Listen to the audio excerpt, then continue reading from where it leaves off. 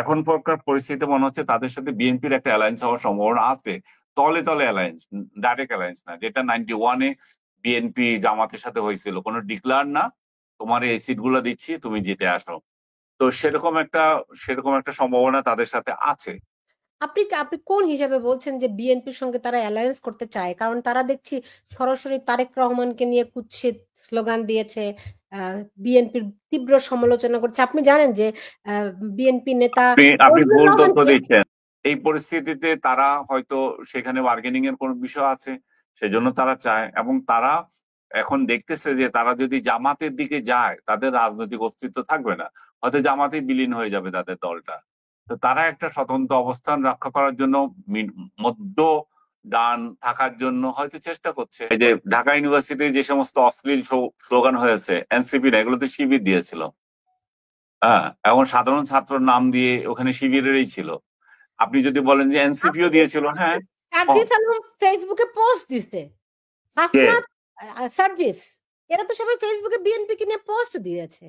এবং এই সার্জিস এখন আলমের উদাহরণ দিয়ে তো লাভ নাই, ও তো ও মাই গড, বঙ্গবন্ধুর এনসিপি জন্য। তাহলে আপনি হ্যাঁ হ্যাঁ, আপনি কাকে নিয়ে এনসিপি বুঝেন? আমি সার্জিস আলমের উদাহরণ দিয়ে না, অন্যগুলো দেন না। ও তো বঙ্গবন্ধুর বিরুদ্ধে কিতাব লিখে দেবে, কালকে যদি আবার আওয়ামী লীগ আসে ওই পরিবর্তিত হয়ে আর একটা লিখে দেবে।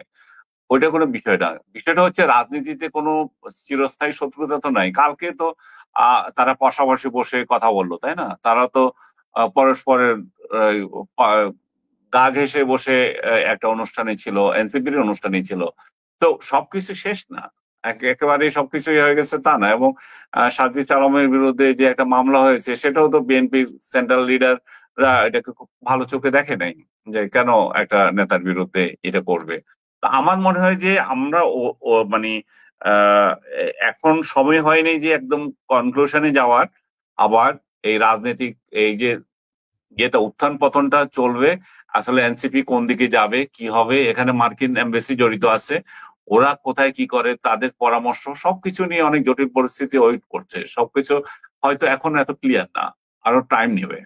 যে মূর্খগুলো এটা সমালোচনা করছে, তারা ভাবছে না যে এই যে আনিস আলমগীর যে সরকারের সমালোচনা করছে, এই যে মাসুদ কামাল কিংবা আরো একজন, আমি দীপু ভাই বলবো, বা আরো আরো কারো যদি নাম হয় আপনার মনে আসলে এগুলো বলেন। তো এরা যে সমালোচনা করছে, এটা তো এর ক্রেডিট তো এই ডক্টর ইউনূস সরকারের ইয়েতে পাচ্ছে। কারণ ডক্টর ইউনূস দেখাতে পারবে, দেখো আমার এত কড়া সমালোচনা করছে একটা লোক, তারপরও আমি তাকে কথা বলতে দিচ্ছি। তার মানে কি, আমার সহনশীলতা কোথায়? আমি আহ, মুক্ত গণমাধ্যমে বিশ্বাস করি কিনা, আমি বাক স্বাধীনতায় বিশ্বাস করি না, সেটা তো তুমি আনিস আলমগীর দিয়ে প্রমাণ পেতে পারো, তুমি তো মোস্তফা এই মাসুদ কামালকে দিয়ে প্রমাণ পেতে পারো, তুমি আরো দুই চারজন যাদের নাম ওর নাম বলতে পারো। তো তাহলে তোরা কেন সমালোচনা করছিস, তোদের কেন জ্বলতেছে?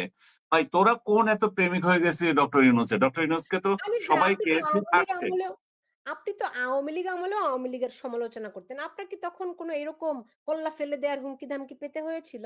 কল্লা ফেলে তারা হুমকি দেয় নাই, কিন্তু ওরও বিশ্রী ভাবে আক্রমণ করতো, কারণ তারা তখন ক্ষমতায় ছিল, ক্ষমতার দম্ভ দেখাতো। আপনি সেটা বলছেন?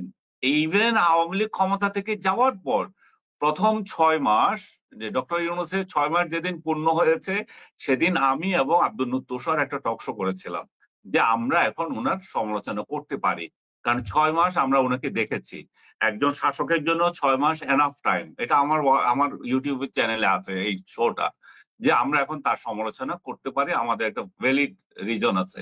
এর আগে আমরা সমালোচনা উনি করছে কিনা আমার খেয়াল নাই, পার্সোনালি আমি করি নাই। আমি কেন করি নাই? আমাকে যে আক্রমণ করতো, এবং আমি যে শেখ হাসিনার সমালোচনা তখনও করছি, যে ওনার স্টেপস গুলো ঠিক ছিল না, সেই কারণে জাতির এই পরিণতি হয়েছে, আওয়ামী লীগের এই পরিণতি হয়েছে। এবং এখনো পর্যন্ত তারা রিগ্রেট করে না, এখনো পর্যন্ত তাদের উপলব্ধি নাই যে তারা ভুল করেছে। এবং এখনো পর্যন্ত সেই চোর বাটপার গুলো শেখ হাসিনার দলে আছে, এগুলোকে উনি কিন্তু ত্যাগ করেন নাই।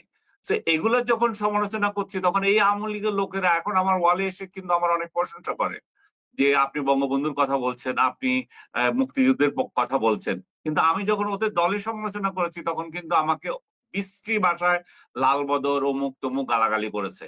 এবং আমার সাথে দীর্ঘদিন ছিল ফ্রেন্ড লিস্টে, সেরকম লোকরা আমার বিরুদ্ধে এমনও ফেসবুকে স্ট্যাটাস লিখছে, এই সেই আনিস আলমগীর যাকে শেখ হাসিনা ফ্লট দিয়েছিল, সে এখন আওয়ামী লীগের বিরুদ্ধে বলে।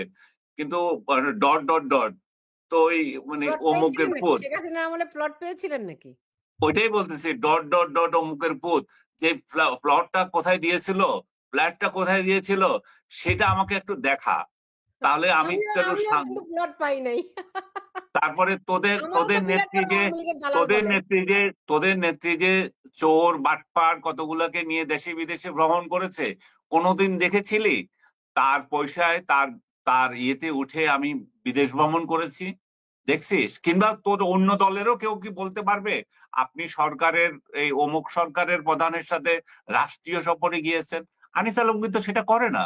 তোরা গোলামের মেন্টালিটি নিয়ে জন্ম নিয়েছিস, তোদের গোলামি তোদের রক্তের মধ্যে আছে।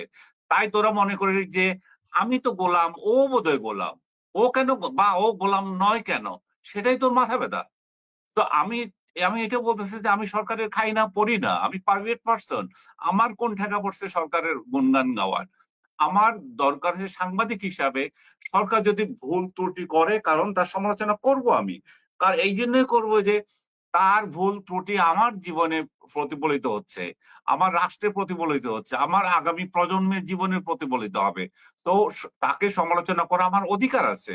ডক্টর ইউনূসের যদি আমি সমালোচনা করে থাকি, সেটা আমার সাংবিধানিক অধিকার, সেটা আমার ব্যক্তিগত অধিকার, সেটা আমাকে রাষ্ট্র দিয়েছে।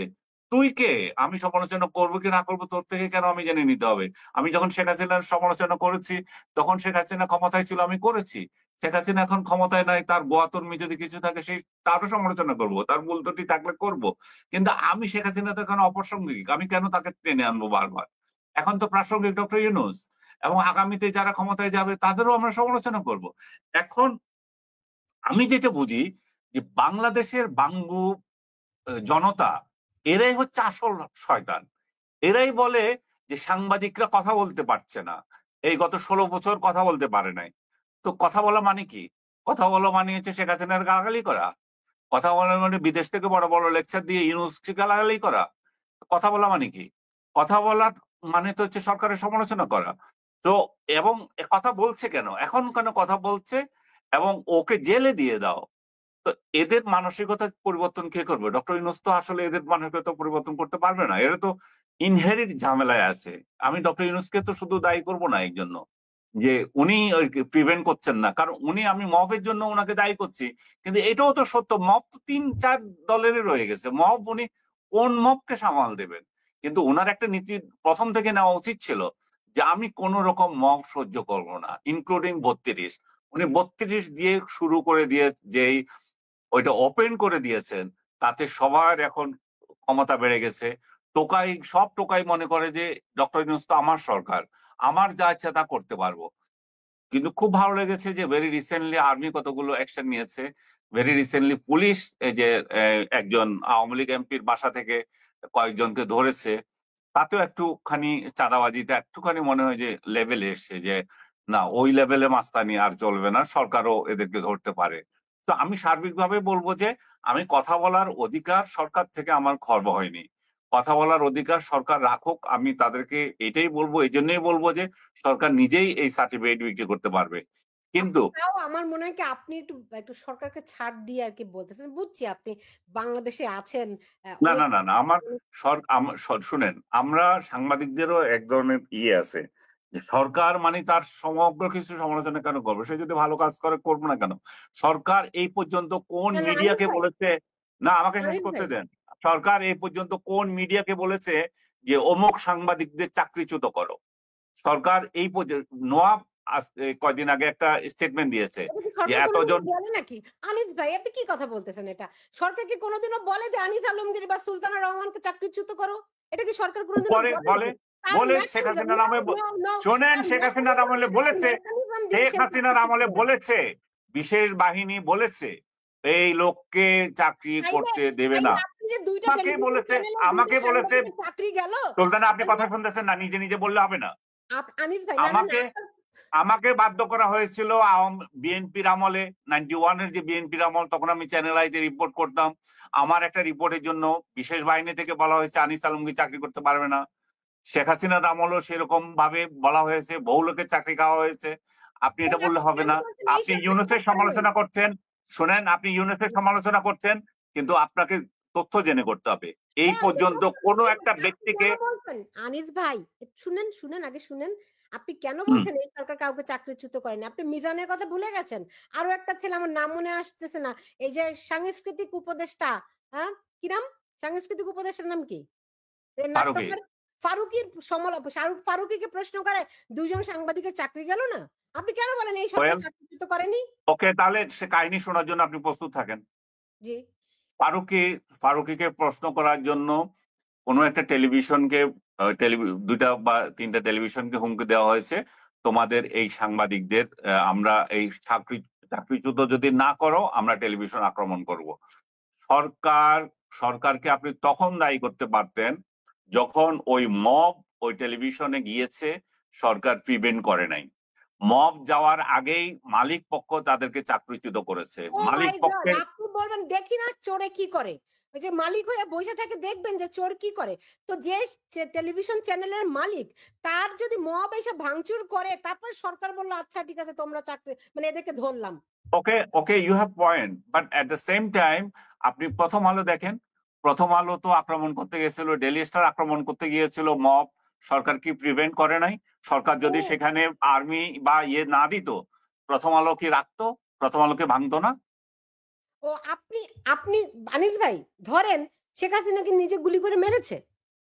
নিজে হ্যাঁ, গুলি করে মেরেছে? মারে নাই, রাইট? হ্যাঁ, যেভাবেই হোক তিনি প্রধানমন্ত্রী, সেটা ষড়যন্ত্র করে হোক, সেটা পুলিশে মারুক, যেভাবেই হোক না কেন, তার আমলে হত্যাকাণ্ড হয়েছে, প্রধানমন্ত্রী হিসেবে এটি দায় তার।